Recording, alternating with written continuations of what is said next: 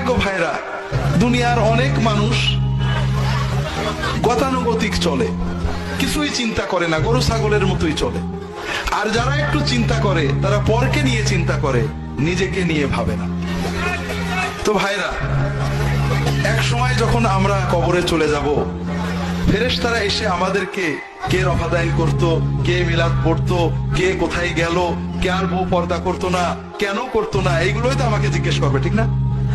হ্যাঁ, এগুলোই তো জিজ্ঞেস করবে।